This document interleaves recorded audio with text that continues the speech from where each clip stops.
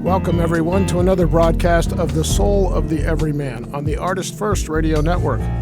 Send your questions and comments in by email to dj@artistfirst.com, and we'll read them on the air. Here they are, the dynamic duo of Internet Radio, Margaret and Michael Lyons. And thank you very much, Z-Man. And yes, you are listening to The Soul of the Everyman. And I'm Margaret. She's the dynamic one. And that's Michael. And I'm Michael, and my voice is gone, so you guys are going to have a treat tonight. I can only blame pollen, but I have to say that the struggle is real. Yes, indeed.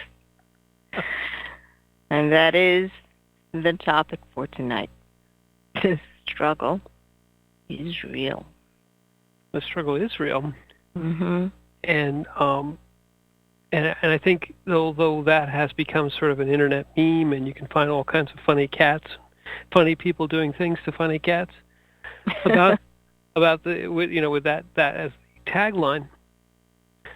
The internet is also social media specifically is also the place where you can go to find all the things that people basically post up on their social medias to bring the lie to the fact that the struggle is real, because they don't want to admit that it is real. It's true. We get caught up in wanting to maintain a certain image or face. I mean, it was sort of personified. Now, what would be the word? In Asian culture, you call it face. Yeah. Mm-hmm. This is what you present to that arena of real world. Mm-hmm. So there was a face that you presented that is supposed to be respectable. There was a lot of requirements that your face had to have, and not to have any blemish on it. And it's kind of interesting when you think of it, that there have been societies that understood that as a way of interacting with other people. You must present a certain face, to another person so that we can have some type of relationship with this other group or other family. And face also meant honor. In Asia, it means honor. In the Western world, it used to be more reputation, or your word. Yes. But now, face is social media. It's so funny, because what you just said is exactly correct. Your public persona was how you wanted to be perceived always, whether it was ancient cultures of Asian face or the Western cultures of your reputation, because in essence it was a shortcut way for people to know you without knowing you. Mm-hmm. They say, well, I can trust him because he has a good reputation, or I can trust her because their family is a honorable family. So the face always was about it always was kind of phony in that regard, because inside the family you would have your inside the family face. Yes. What happens inside the family don't go outside the family. Stays here. It stays here. You have your inside the mafia face and your outside the mafia face. So you always had the truth, which was the truth was that you were intimate with a certain small group of people who could know you better and know your faults and your failures and your sort of your inside you. And then if you want to put a third spin on it, there's also the inside you that you show to no one. But then there was the outside you. The outside you had to be dressed nicely on Sunday and brushing your hair and making sure that you did all the P's and Q's and followed the rules, so that no one would look at you as a representative of your family and say, "Oh, look at that one who's she or he is bringing shame to their family," or she or he's, "Oh, this one's actions reflect badly on their parents and their upbringing." And so it was always, you had to carry the water for that group, and that any one of you could be brought, all of you rather, could be brought down or brought lower by the actions of one that were seen by society and then assigned the approbation to the rest of the family. You have brought shame on the family. And it only makes sense when the family is more important than the individual. See, it doesn't make sense in Western culture because most people say, well, that's what, this member of my family did. Or it's understanding that you all worked together to maintain a certain persona or face that is the family face. Although I think Western is probably too, rather Eastern and Western is probably too broad. Certainly old world cultures, Western old world cultures, Italian old world culture, certainly had the concept of the family. You didn't dishonor your family.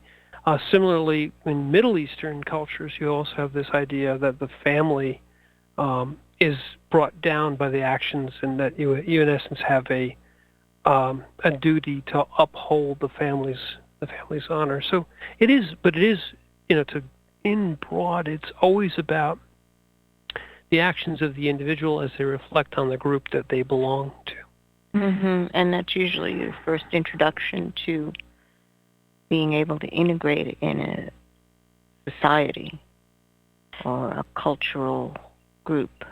And then you're supposed to take it on from there. And, people, they watch the comings and goings of different prime ministers, presidents, kings, and they're like, well, why are they doing that? Why are they acting in this particular way? The protocol. There's a specific protocol when the leader of one nation is meeting with the leader of another. And in Western American society, we're looking at it going, well, why do that? If everybody is, equal. Why do that? And it's like, it harkens back to understanding that you are part of a larger group. And in that sense, it's the United States as a whole. The leader is supposed to represent that, just as, you have the Queen in England. Well, I think I meant Greenwich Village. Yes. Well, but in fact, that's a fascinating topic, and we should probably diverge into that at some point, but explore that. But the real, the kind of the struggle, this real part of this is that now let's just bring it forward to today, and really any time, but today is the current example, is that people's individual lives have been split to an inside-outside kind of thing, so that your outside life, the way you portray yourself in the media or in social media or to the outside world, is that, I'm heading to Maui, and then we're going on, a trip, a cruise in Alaska, and my, just everything in my life is just so hunky-dory, peachy keen that I just can't get over myself. I'm going to take a selfie every 7 seconds. I'm going to post everything I've had for lunch, breakfast, dinner. I'm going to take pictures of every part of my body and just put them all out there because I'm so wonderful. And it kind of goes in two directions, because you have the folks who are truly trying to kind of fake people out, dating sites where you're putting up a picture that's not of you, of how hunky or how beautiful you are. But then there's just people who are in their everyday lives, they're putting up, in essence, a very highly managed, highly edited version of their lives. Mm-hmm. And I'm not even sure that they're necessarily doing it for others. They're doing it for themselves, to give themselves this kind of shield of how wonderful they are. And if you just crack through that just a little bit, you get the real story. And Mm-hmm. you had that experience. You have that experience all the time, because if you folks don't know by now, Margaret meets people, complete perfect strangers, and then gets their entire life story. Down to like because she's so compassionate and such a good listener, and she finds the heart of the matter with these folks. And I watched for years and years and years at the store, and it happens to you basically on an hour by hour basis. But in fact, people are dying for that internal life to be heard. But they kind of say, well, no one wants to know about me. Oh, they don't care that I'm facing financial difficulties, or I'm having problems with my relationships, or I'm having substance abuse issues, or whatever they are, all those inside things. It's like, well, everyone else's lives are so perfect. I don't want to bring everyone down by telling them about my problems. And so they hide. They hide behind this facade now. It's not even just the idea of a face, but it's truly like this mask. Now it's a mask, because you know it's wrong. And even the people who are looking, not wrong, you know it's fake. And even the people looking at it from the outside know it's fake. We're all pretending that it's real. Yeah, it reminds me of, remember that show, The Jetsons? And when the mom used to answer the video phone, they had a special mask that she would put over her face to answer the phone. Right. Put your face on. You literally. Put your face on. And then when she sneezed, of course, the person, blew the mask off, and she looked like I guess she had been sick or something. But it's one of those is what we're seeing. It's a beautiful analogy of it. Yes. Yeah, the Jetsons face moment. It's just, but this is what. Well, but there's something really significant there. Why is she doing it? And the reason she's doing it is that people can see her. And we have the exact same thing today. It's not Jetsons video phones, but that's the whole thing, is when now, instead of talking to somebody, let's say on the radio, and you could be possibly not having your hair combed or have any shoes on or be in your underwear, but that would never happen. But on the radio or in a telephone conversation, you don't have this idea of people seeing you. You just have your voice. But there in the Jetsons, and today with every blessed piece of social media, you do that. You put on the mask so people can't see that your hair's messed up, or that you're sad today, or whatever it is. Mhm. And it's very interesting when you think of it, because we do that so that people will think that we're just fine. Is that really the reason why you do that? So they won't feel sorry for you, or that you won't feel that you're burdening them with your problems. I think it's kind of interesting, because some people, they just want people to be interested in their lives. So they post these things to get attention. Well, exhibitionism, yeah, that's part of it too. Mm-hmm. But even the exhibitionists aren't telling you like every blessed thing that actually is going on. They want you to believe that their lives are all together and everything's cool and everything. And it's just to tell you, oh, broke a nail today, and then they have the Greek chorus come in and say, oh, broke a nail, oh, you poor thing, and that's that kind of am I doing this right? Yeah, the pity party. Mm-hmm. Or and of course you are, and don't judge yourself, and and you sit there and you're like, are you doing this to try to replace the voices in your head that are accusing you of being less than? Is that why this is going on? You have your Facebook Greek chorus, and then you have your head chorus that always wants to accuse you of doing everything wrong. So it's like, is that possibly a reason why people do that? That's a great reason. I always think it's some sort of open air, like open couch therapy, where they want to get this kind of affirmation everything, and you see males and females, Yes. all of, in different ways, have to have their actions praised, approved, and almost in some sort of a backhand way. It's sort of a backhand way of boasting or bragging about what you've got. Well, it's interesting that we as humans seem to do this almost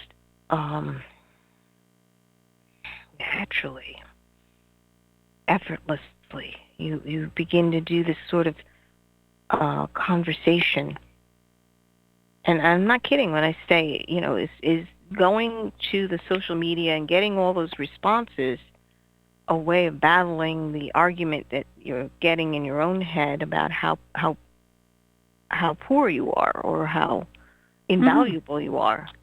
Well, in some ways, if you open up the person and open up both halves, the part of you that you don't show anybody, the hidden face, the face that is the sad face, the face that is dealing with infirmity or with disease or with financial issues or whoever, and then there's a very small group of people with whom you can share those things. That's the intimacy of a relationship where you can talk at that level. But then from the outside, we don't want that.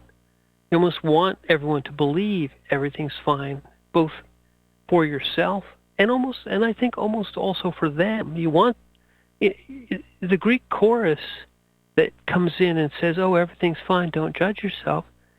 You're right. It's almost like I'm judging myself. I think I'm doing everything wrong. Let me go find some people to tell me, to make me feel a little better, to cheer me up. Or, counter what I'm hearing, because what you're listening to usually keys into your heart state. If you're constantly listening to drama and argument, there's going to be a part of you that sits there and goes, I can't deal with that. It's tearing my soul. I'm getting drained here. I need an infusion of a lighter heart state, not to be in this heavy heart state. And most people will turn to another person to try to talk themselves out of it, or maybe, I don't know if that's just women. Women talk all the time.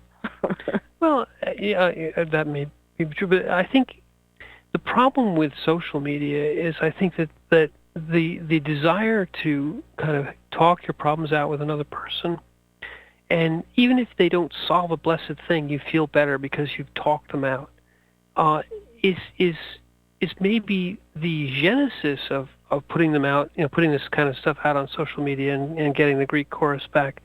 But I think it almost has a difference between a fine grilled steak and junk food. You're not getting the real nourishment. You're not getting the real steak here. You're not finding somebody who cares about you. You're finding somebody who's phony caring about you.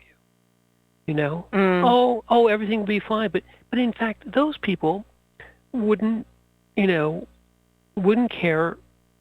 It's sort of harsh, but they wouldn't care more than 3 seconds if you drop dead because they don't have an intimate relationship with you. They don't even have a casual relationship with you. They have I'm clicking the hand that has the thumb up issue, relationship with you. And yet those thumbs up are giving people sort of this dopamine hit, this like kind of false high. Oh, I got 5,000 likes on my kitty photo. I feel good now, because it does make you feel good maybe, but it doesn't actually give you a true substance of a relationship. I think people use it almost as a foe or a substitute for having actual intimacy. Mm-hmm. And then when you particularly crack through, and start to listen to them, start to hear them, it just spills out. It's just the heart cracks open, and they just want to talk to someone who's listening to their real problems. Mhm. No, it's true, and that's what I find all the time, is that people will put out what they feel is acceptable for the environment that they're in. Sometimes it's a little defensive. They put certain things, wear certain things to sort of put people off because they really don't want to interact with someone who's judgmental. It's armor too. Mhm. It's like, oh yeah, I know you don't really want to talk to me or interact with me. I'm just going to treat you like this. I'll be polite, but I'm not putting any of my life or interest in you. Just, okay, what do you want me to do? Yeah, here, I'll show you this. Right. But it's even better is that the facade works both ways. It's both a giving what they want to see and hiding. Mhm. And if someone is willing to, as you said, it's listening, but it's even more than that. I mean, if you look into someone's eyes, you usually can see how present a person is. If their soul is actually looking back at you, or is it a fraction of their soul just maintaining this contact with you and the other person? It's just minimal, little. And it reminds me of when we were raising the kids, and I want to have a real conversation with them. You must pay attention to me. You can't go off somewhere. We are going to speak now. So we drop everything that we're doing, and we look at each other. And the call comes for, I want your whole attention, your presence. I need to see you there. Because I'm here, and you can see that I'm here completely. Do not. The feeling is, do not dishonor me by giving me a small portion of you, because I'm here for you. Well, and there's that, you're right. But there's also, when you, and I've seen you do this many times, you'll present yourself to a complete stranger, and you'll see them. Okay, so the overture is that you say, I'm open. I'm willing to actually talk to you, to actually see you. And then the courage has to come up on the other side to say, I trust this person. I'll go a little, and they do it, right? They go a little step forward. And you say, that's okay. And a little step forward. And it's still okay. And let's go a little deeper. Still okay. And then they're like, wow, I'm I'm talking to this person about stuff I don't talk to anybody else about. And we're like way underwater, and I'm crying, and I'm feeling this cathartic, this connection. And then I've seen this many times, is they'll get to a certain part of the conversation and they'll kind of look, and they think there's something, you see going across their head in big letters, I've just met this woman 5 minutes ago, and I'm telling her things that I don't tell my mother. Yes. This is true. But that's because you really let them do it. You give them the overture, and you said the respect. It's you're honoring their attention, their humanity, and saying, I'll be human with you. We can talk at a human to human level, not a face to face, mass to mass level like the Jetsons. Right. It's like, yes, I understand all the accoutrements of what is needed for us to talk, but there's so much more to you than that. Exactly. And I'm laughing because, it's usually something triggers the conversation.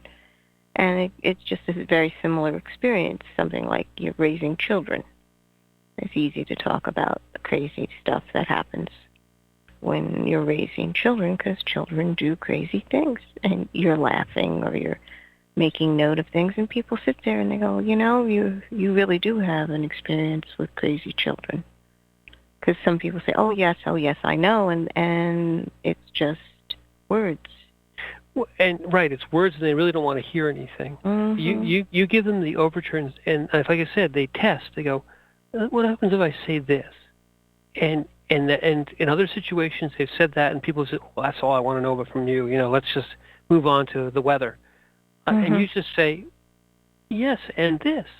Then they go, oh, and this. And you go, yes, and this. And you give, the conversation goes from one of, hi, how are you, to my life is a mess, I want to talk to somebody about it. Mm-hmm. It's usually the people that are hurting that usually rises up. But everybody is hurting at some level. Mm-hmm. And the key here, I mean, Margaret is just very, very good at this, just natural at it. But we can all do this for each other. You give somebody the overture because you say, they always give you little clues. I want to talk about this, and it's always very easy to say, nah, I don't want to talk about that. I don't want to get involved. You give them just the littlest bit of, okay, let's talk about that. I have my struggles too, and you become a human being, not just another face. Mm-hmm. Because you realize that you're talking to someone else who's had a similar struggle with a similar soul reaction, human soul reaction to a problem. Exactly. Mm-hmm. And that is the baseline of what it means to be human. And that's what it happens when you get past the social media and past the faces and past the masks. You suddenly discover two things. You're both human. Mm-hmm. You're both struggling, and you both got something to talk about. Mm-hmm. Something real that you're looking at.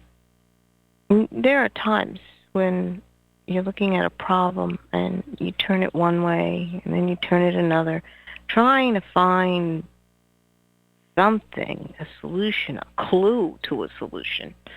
Sometimes you know that there's no immediate solution. You just want something, a clue. And sometimes just somebody to hear you. But yeah, not even a solution, I mean. Mm-hmm. And just, can I get a different perspective from another viewpoint? That's when you begin to value conversation. When you're willing to listen to a different viewpoint, a person looking at it in a manner that never occurred to you. But it isn't like putting a big sign on your chest say, we'll listen to other viewpoints for food.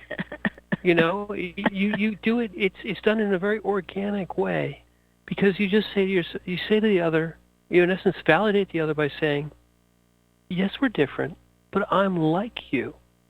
Because we're both in our own way fighting a battle.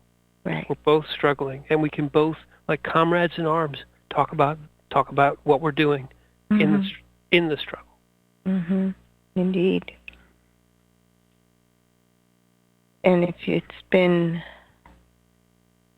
because when it's near and dear to the heart, when it's a problem that your heart is hurting, because you realize it doesn't seem to be a solution or an immediate solution.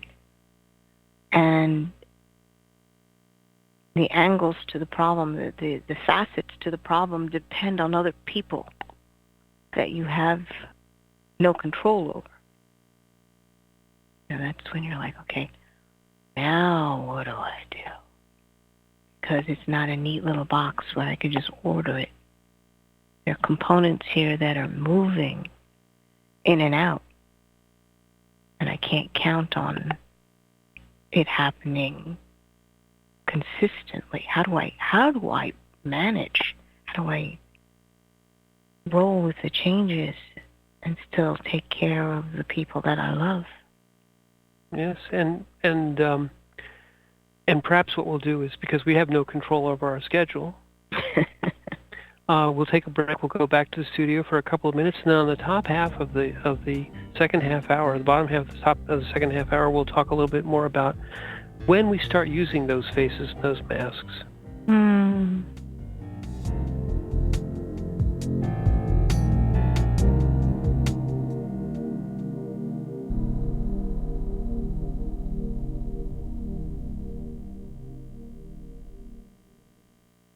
Hi, this is Pamela Foland. Check out my new book, Megan the Pet Whisperer, available at Amazon and BarnesandNoble.com.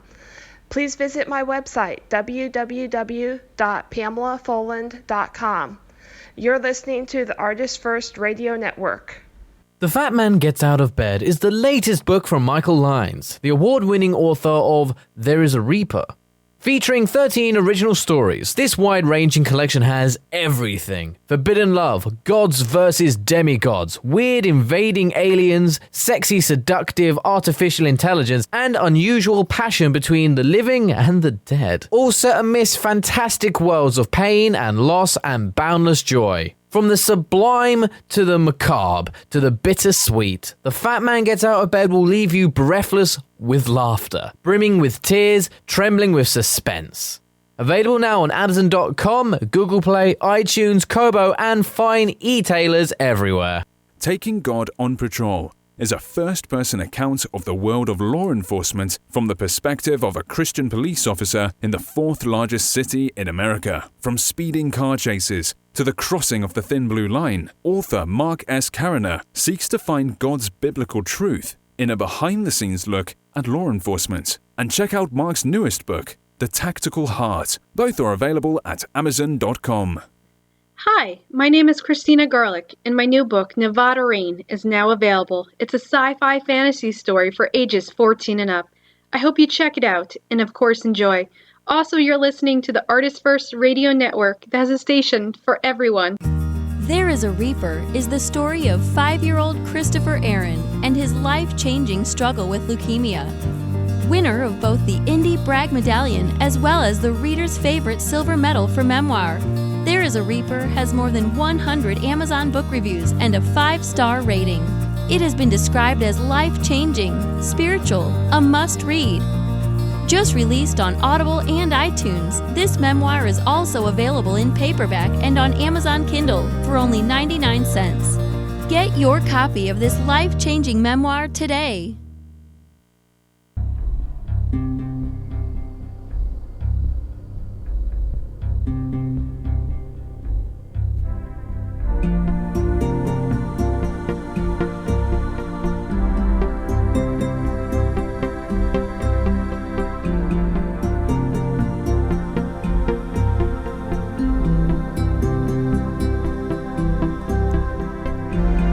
You are listening to The Soul of the Everyman on the ArtistFirst Radio Network.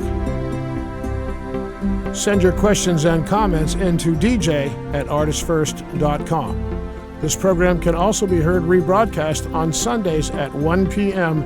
Eastern Standard Time. Now back to your hosts, Michael and Margaret Lyons. Thank you very much, V-Man. And yes, welcome to the second half hour of The Soul of the Everyman. And tonight's topic, the struggle is real. It is indeed.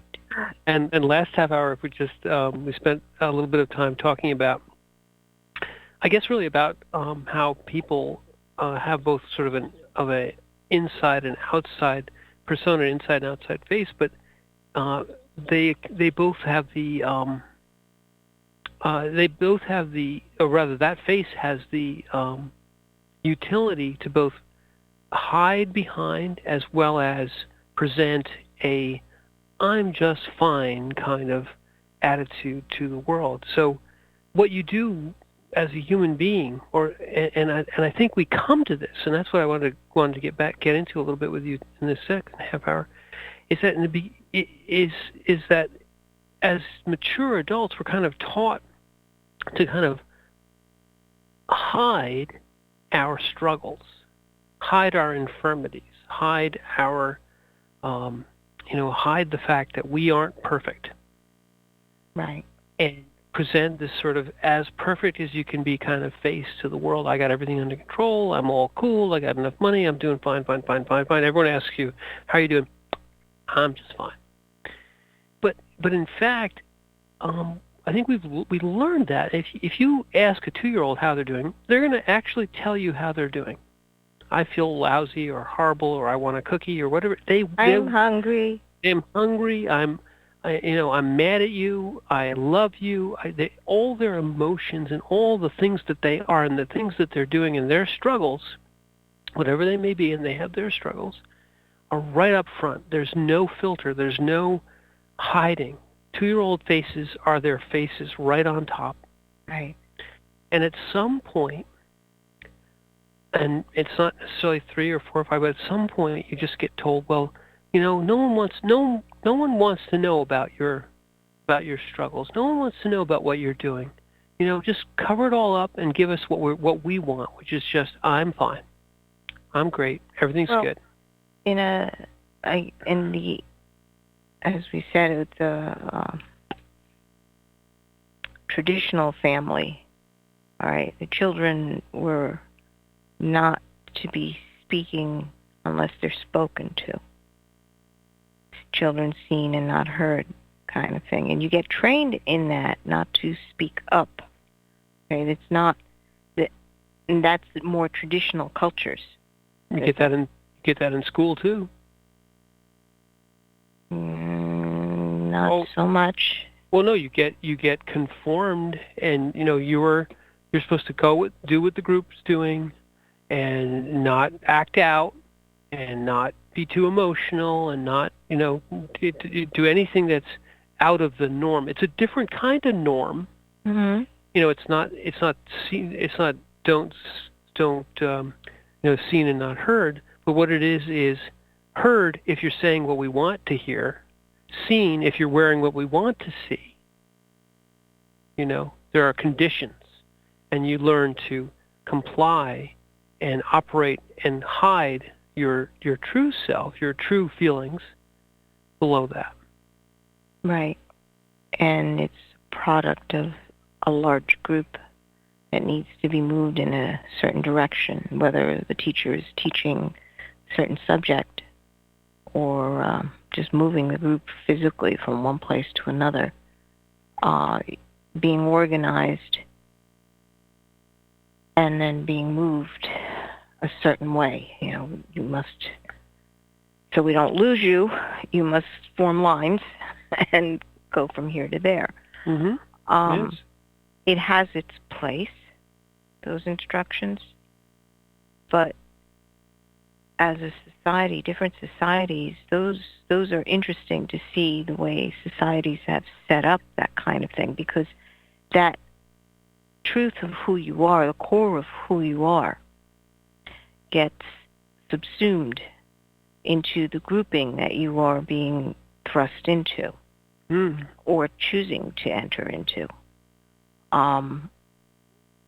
That kind of acknowledgement, that that there's a part of you that's got to be subsumed when you're entering into this particular group, is not always a conscious decision. You want to fit in. Mm-hmm. But that's what the idea of a rejection. Because most people, that's the reason why the Facebook, or the reason why the face is put out there, is you just don't want to deal with the rejection. And you're so vulnerable when you're in school because you're so young.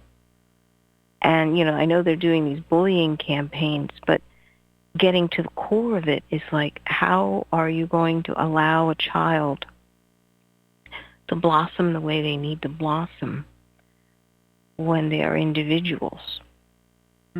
Is there a way to put together a curriculum that allows for each individual gifting?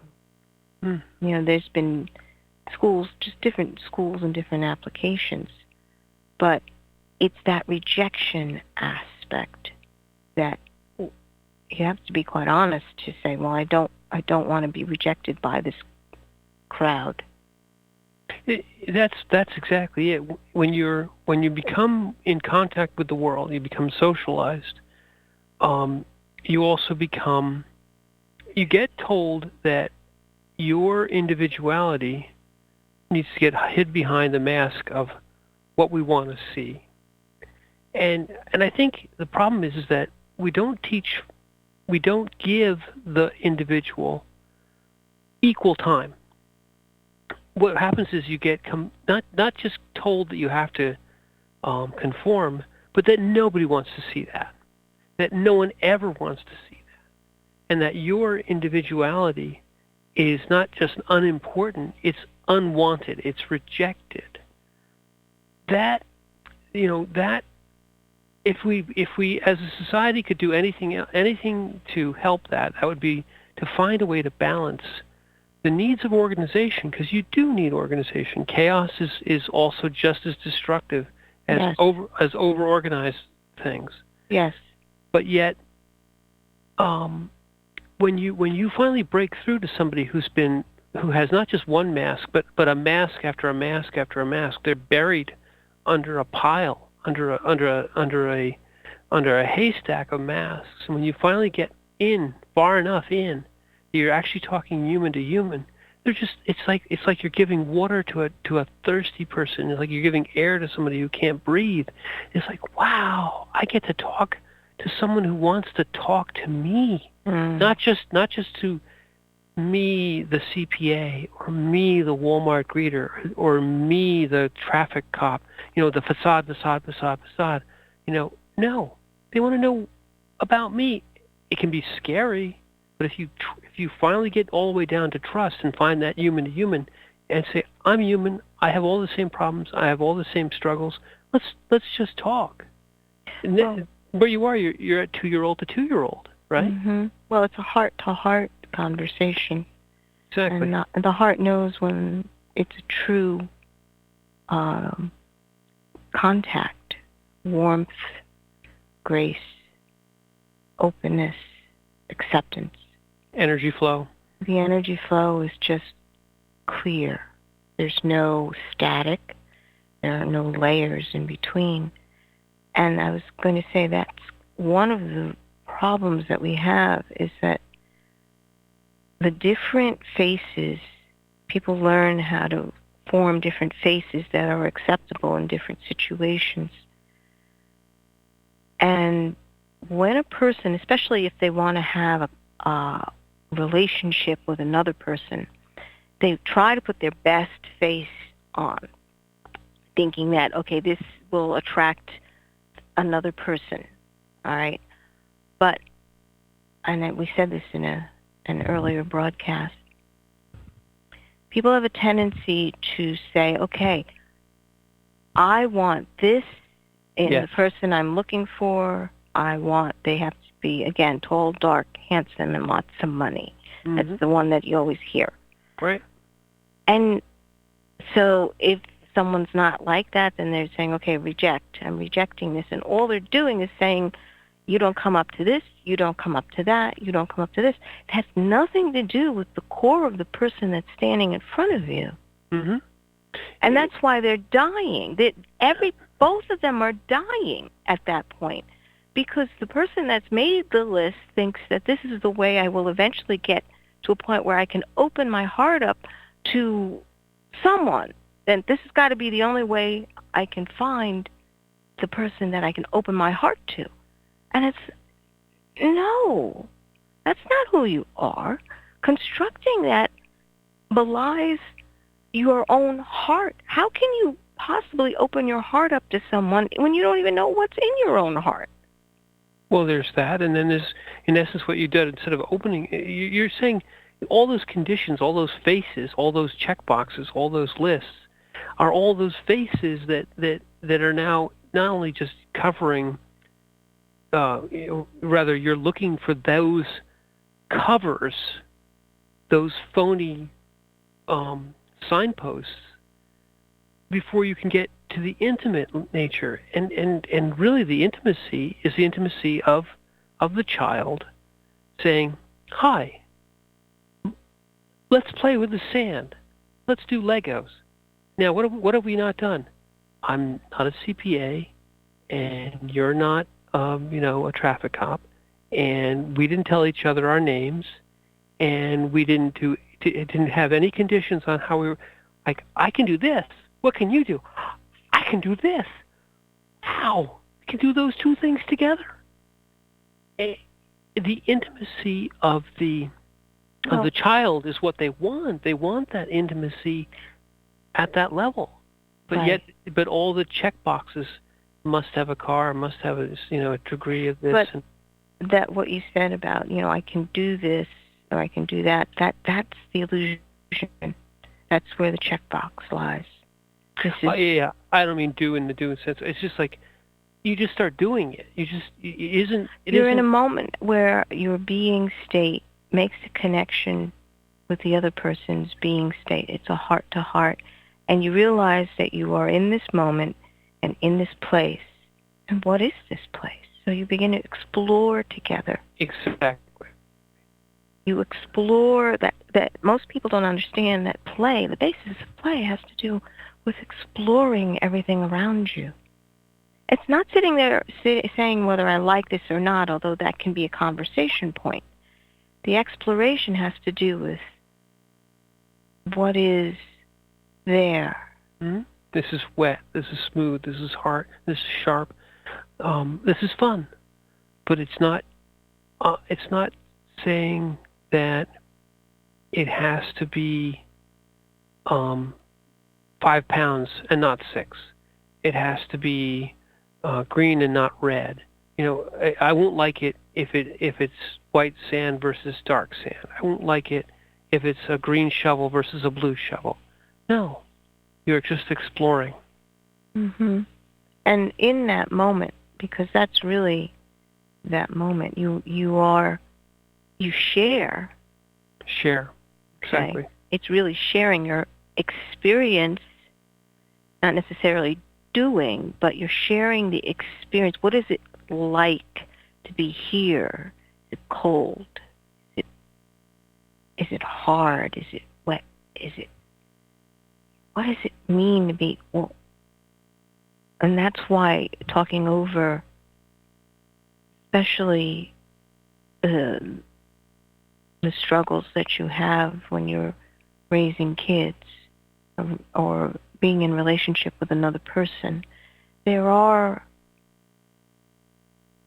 things you look at and you go, well, what does that mean? I see this. What does that really mean? Right. I'm not sure. So talking to another person who's, oh yeah, I've seen that. That's exactly it. I've seen that too. Yeah. I thought it was this. What did you think it was? Mm-hmm. I thought it was this. Oh, wow. That's cool. Mm-hmm. Maybe and the idea is, the first big touchstone is, we've both seen this. Mm-hmm. As human beings, we've both seen this. We've both seen death. We've both seen struggle. We've both seen joy. Yes. We've both seen heartbreak. We've both seen this. And then when I saw death, this is how it felt to me. Mm-hmm. And when you saw it, this is how it felt to you. Mm-hmm. And yeah, it kind of felt that way, but not exactly, because we're different. But we both have seen and felt. Right. And we're talking about our seeings and our feelings. Mm-hmm. This is when I watched my parent die.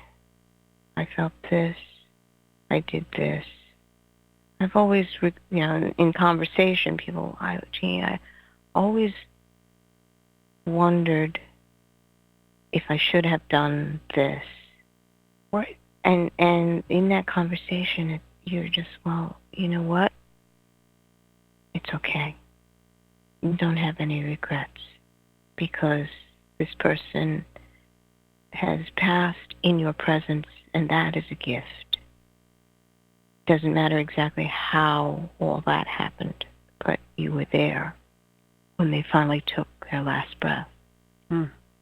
That witnessing is so important, and that's, I guess we're coming back to the ability to see another person truly. See them in life, and you see them in death. And I see you seeing that person in death. Mm-hmm. And because you telling me, the difference is this, again, between the steak and the junk food. Oh, my XYZ died, and you get 5,000 messages that say, "Oh, prayers, R.I.P., I'm so sorry." Well, it's not that they're necessarily insincere. There's nothing there. That is just fluff. Sitting down with just one person and looking across the table and having them say, my dad died too, or my aunt had this, or whatever it is. And I felt this way. And I hear you. I hear the joy. You. I see you. I see the pain. I see the joy. That's where it is. In the junk food social media world, you have a million likes. In the actual heart-to-heart human world, you have one heart and one pair of eyes that sees you and one pair of ears that hears you. And it's worth. There's no way to convert that into up thumbs and down thumbs, because there's no way to compare a 1 with a 0. And it is the core of what it is to be human. To do that, though, you must make that decision that you're going to live your life that way. It takes courage, because you open yourself up. Courage. You open yourself up to the hurt. The rejection. And the rejection. And it's okay. And you see, when you're in that moment, it's fine. If the person just wants to, no, I'm not going there, that's fine. It's understanding that the heart is open and the heart understands there is that pain that exists as part of our human experience. But that's not all you are. Nope. You see way beyond it. That's never the end point of it. There's so much more. And I understand the pain that's there in your heart. Just step through with me. I'll hold your hand, and we'll go to another space. Mother Teresa, to take a very famous example, what she was doing was seeing those people on the streets of Calcutta as people who were struggling, no different than anybody else. Different struggles, but struggling and trying to do what they had to do. Right. And that struggle, to be able to express your soul to another soul.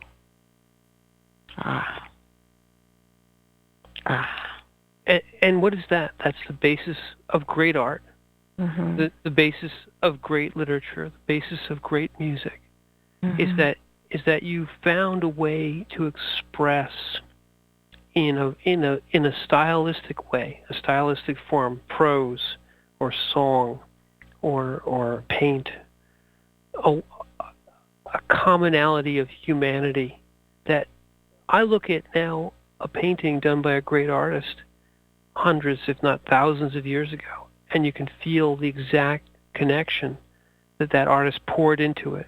And it doesn't matter. See, there's what you were just saying, is it doesn't matter that the two of us have never met and never can meet physically, that we've never talked and never can talk physically. We found a common humanity, and that's what makes it great. Why people look at it and say, this is art. This is a human being touching another through canvas, or a human being touching another through song.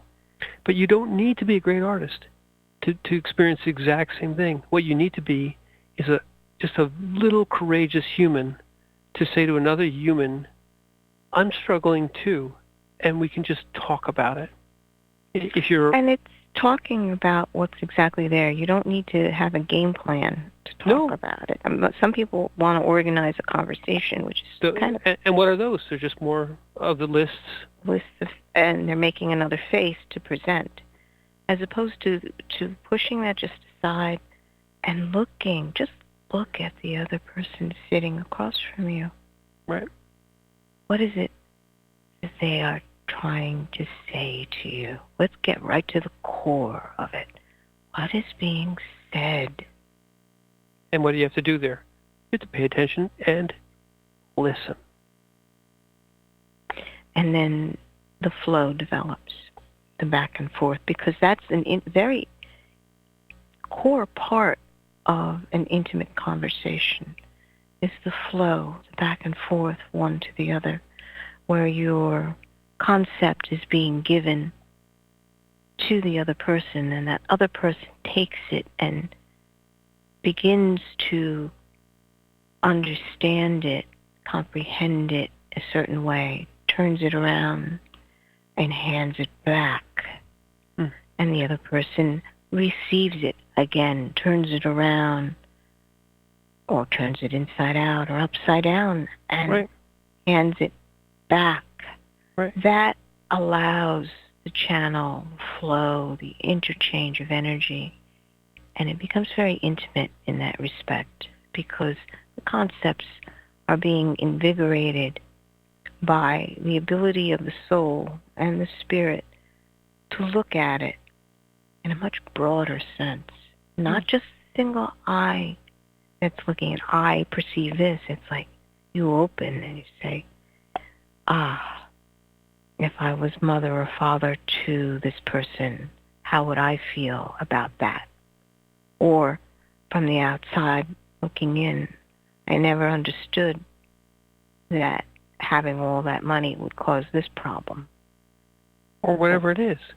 And you find almost immediately that none of the faces matter anymore. And that the only thing that matters is that you honor the intimacy by listening. You provide the intimacy by seeing one to the other, and you add to the energy flow by taking in and then breathing back out, giving back something, adding something. Right. And that I mean, to sum it all up, the whole idea of hiding behind faces is sort of a way of establishing barriers and protections and distancing and just not allowing people to touch you because you're a little afraid of being touched. But once you get to a point where you almost become desperate enough for that contact, and somebody just gives you the tiniest little overture, and it all spills out, and as long as they are listening, it's almost impossible for it not to build. Right. If somebody hears you and sees you, you immediately want to hear and see them back. Right. And then it becomes not a competition, but it becomes there's a joy that happens when someone understands what was just said. When someone understands what you just said and was able to open that experience up into, wait, I felt that way too. Right. And I felt this on top of it. And they're like, well, yes, that does come. And it begins to build, because then you're, wait, that experience is shared. It's really shared. Because that frequency, that energy, you're both feeling, you understand the frustration and the hope. And the struggle. And the struggle is real. And I think what we struggled our way to is at the absolute end of the hour. So I would like to say, go right ahead and close us on out. Oh, all righty. Yes, the struggle is real, and it's something that we do every day within ourselves, and every person around us does. So we say you are not alone in your struggle. And I'm Margaret. And I'm Michael, and thank you for listening. Thank you for listening.